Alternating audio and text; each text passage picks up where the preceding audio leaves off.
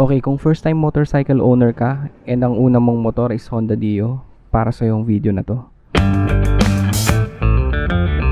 So, marami akong comment na nabasa and feedback na nagsasabi hard start daw sa umaga. So technically hindi siya hard start kasi nag-i-start naman siya.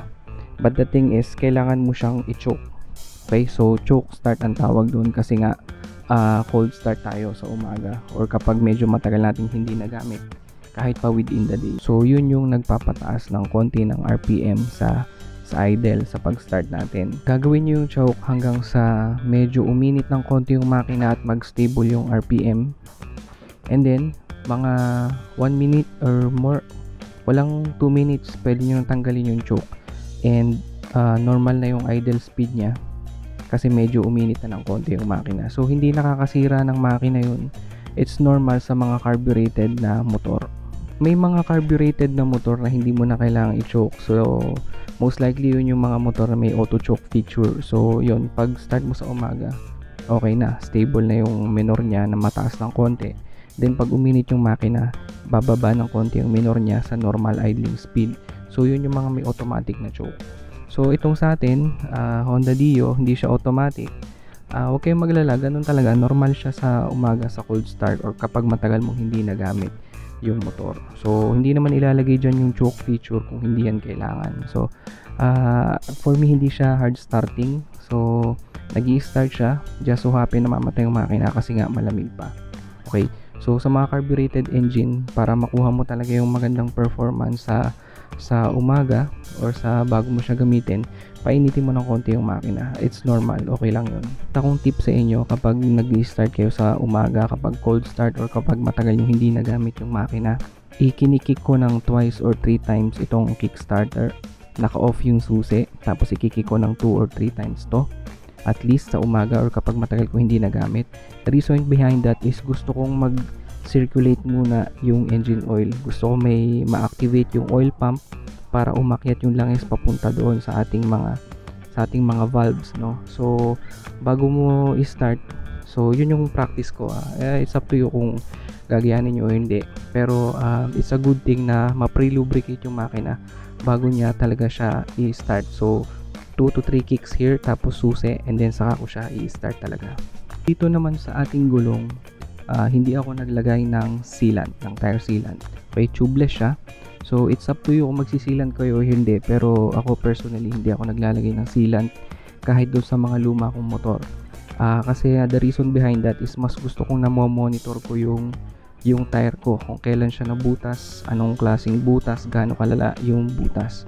Okay, so pag long rides, nagdadala ako ng repair kit ng gulong. Yun yung pinapasak mo sa butas ng gulong, no? So, tapos meron din akong maliit na hand pump pag mga long rides. Okay na yung pump na hand pump para sa mga bisikleta, okay na yun. So kaya hindi ako naglalagay din ng sealant is that medyo makalat siya. And you have to remember guys, itong rims natin is steel rims to.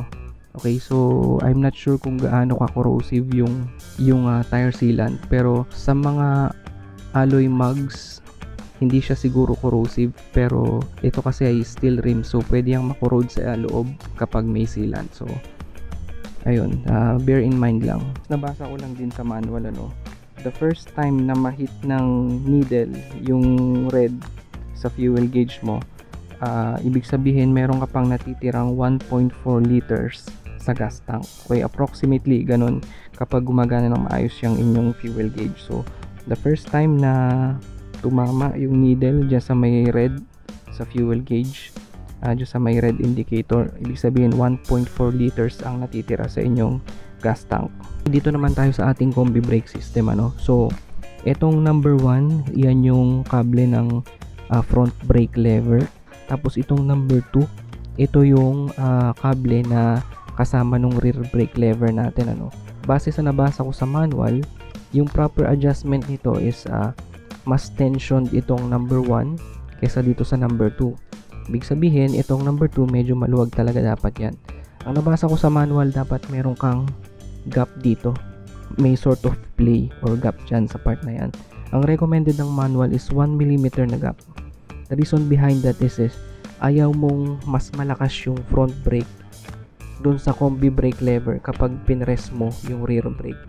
Kasi medyo baka magulat ka pag preno mo nung huli, since kasama nga niya yung harap, is mas malakas yung brake application sa harap. Totoo naman na yung stopping power ng motor is nasa harap. Pero kung halimbawa pumareno ka sa likod at mas malakas yung harap dahil sa combi brakes, pwedeng ma-out of balance ka or hindi mo ma-anticipate. So, mas okay pa rin para sa akin talaga gumamit ka ng front brake, hindi lang yung combi brake lever. Okay, kaya yun yung rationale sa dahilan kung bakit medyo loose itong front brake sa combi brake system. Okay? Dito naman tayo sa walang kamatayang issue nung iba na nambabash dito sa Dio.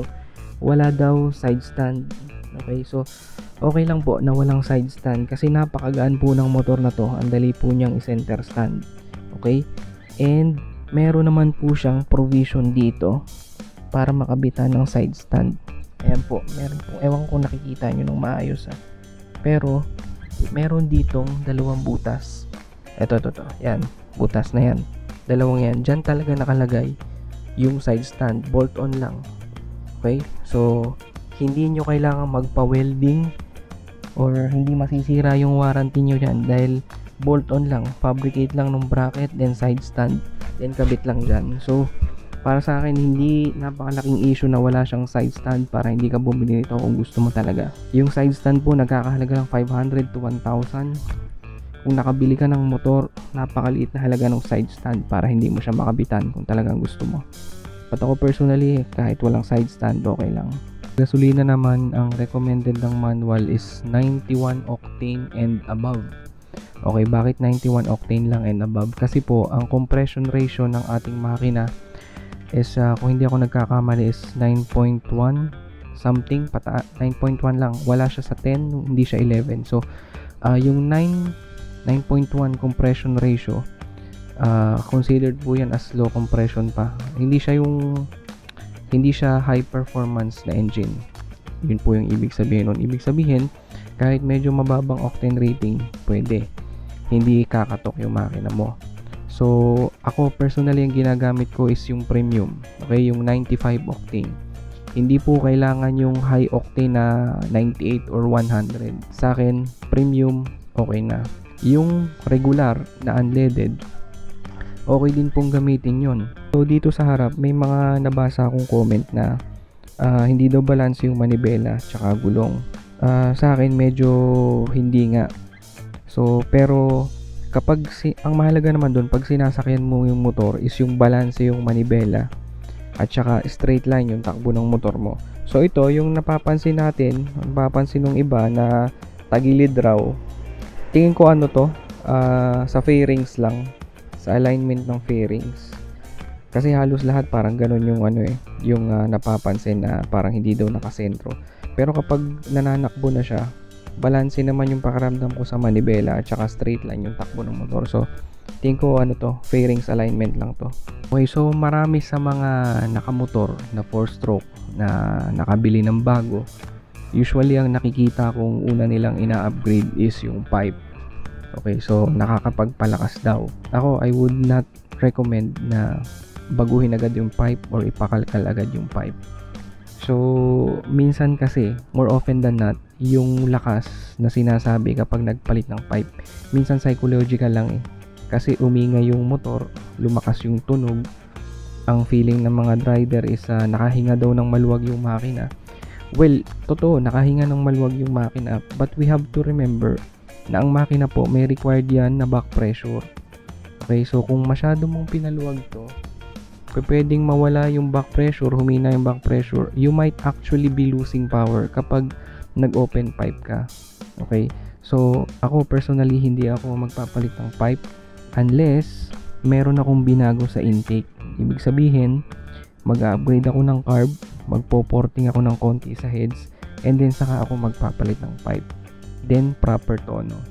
Pero as long as stuck yung carb ko tsaka yung aking head, I would stay stuck sa aking pipe.